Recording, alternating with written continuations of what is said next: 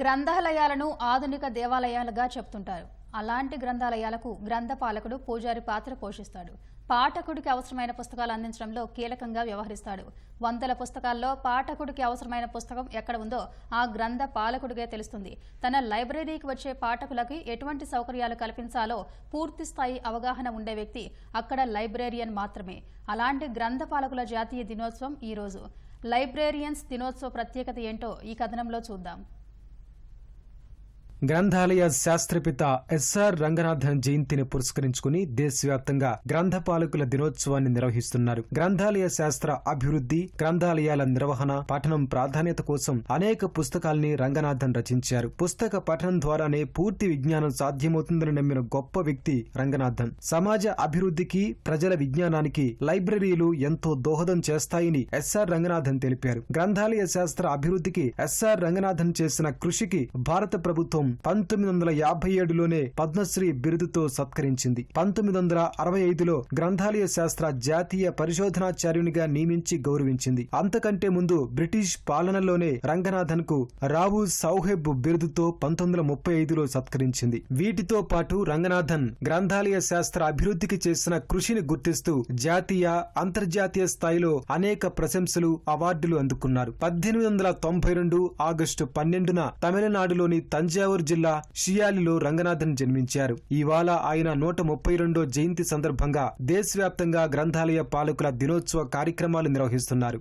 అసలు గ్రంథాలయ శాస్త్రంలో ఎన్నో కొత్త విధానాలు, కోలన్ క్లాసిఫికేషన్ అని, classified catalogue, 5 laws of library science, prolegomena to library classification, ఇట్లా 70కి పైగా పుస్తకాలు, వేలల్లో ఆర్టికల్స్. గ్రంథాలయ శాస్త్రంలో సృష్టికర్త ఆయన గ్రంథపాలకులకు ఎన్నో చేశారు. ఒక స్టేటస్ పెరగటానికి, జీతాలు పెరగటానికి, స్థాయి తీసుకురావటానికి ఎంతో శ్రమించినటువంటి వ్యక్తి డాక్టర్ ఎస్ఆర్ రంగనాథన్ గారు. సో ఇవాళ లైబ్రరీ అండ్ లైబ్రేరియన్స్ అంటే సాధారణంగా ఒక చిన్న చూపు, చదివే అలవాటు రోజు రోజుకి తగ్గిపోతుంది అనే ఒక ఆలోచన. బట్ నా దృష్టిలో ఇటీవల కాలంలో చదివే అలవాటు పెరిగింది. భారతదేశానికి మహాత్మా గాంధీ ఎలాగో స్వాతంత్రోద్యమంలో గ్రంథాలయ రంగంలో రంగనాథన్ కూడా అదే స్థాయిలో ఉన్నారు అని గర్వంగా చెప్పగలుగుతున్నాను. భారతదేశానికి గ్రంథాలయ శాస్త్ర భిక్ష పెట్టినటువంటి వ్యక్తి డాక్టర్ ఎస్ఆర్ రంగనాథన్. ఆయన ద్వారానే భారతదేశంలో ఇంతమంది గ్రంథాలయ వృత్తిలో ఉండి వాళ్ళ రంగాల్లో పాఠకులకు సర్వీసెస్ అందజేస్తున్నారంటే ఆయన పెట్టినటువంటి ఒరవడి, ఆయన చేసినటువంటి ప్రణాళికలు, ప్రయోగాలు మాత్రమే అని చెప్పచ్చు. అందుకోసమే ఆయన్ని గ్రంథాలయ శాస్త్ర పితామహుడు, father of the library science అంటున్నాం.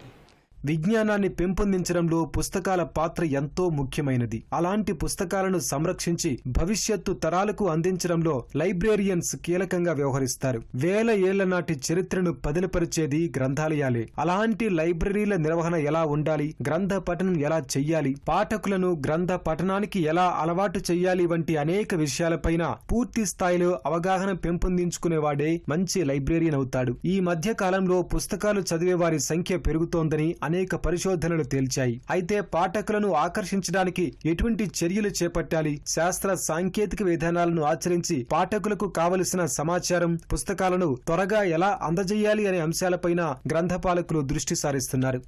అంటే ప్రతి పుస్తకాన్ని మనం అధ్యయనం చేయాలి. ప్రతి చదువరికి ఒక పుస్తకం, ప్రతి పుస్తకానికి ఒక చదువరి. సో అది చదువరి యొక్క సమయం వృధా చేయకూడదు. లైబ్రరీ అనేది ఒక సజీవ సంస్థ అని చెప్పారు.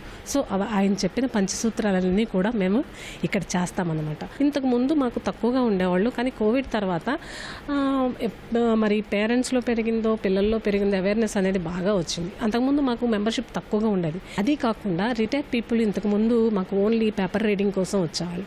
ఇప్పుడు అలా కాదు, వాళ్ళు కూడా మెంబర్షిప్ తీసుకుని ఇంటికి బుక్స్ తీసుకెళ్ళి చదవటానికి ఎక్కువ ఇష్టపడుతున్నారు.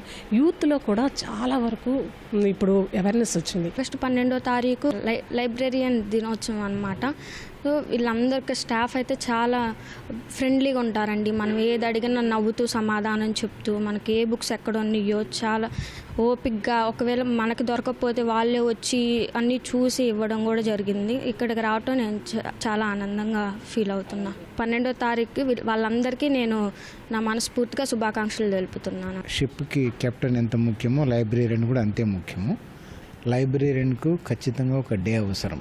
ఎందుకంటే ఇప్పుడు ఉన్నటువంటి సొసైటీలో ప్రతి వాళ్ళు కూడా మొబైల్స్ ఇవన్నీ కూడా వాడుతూ అసలు పుస్తకాలను అనేటివి చదవడము మానేశారు, మర్చిపోయారు కూడా. అదే మొబైల్లో చదవడం ద్వారా ఇంకో చదవడం కానీ అంత జ్ఞాపకం ఉంచుకునేటువంటి ఇది ఉండదు.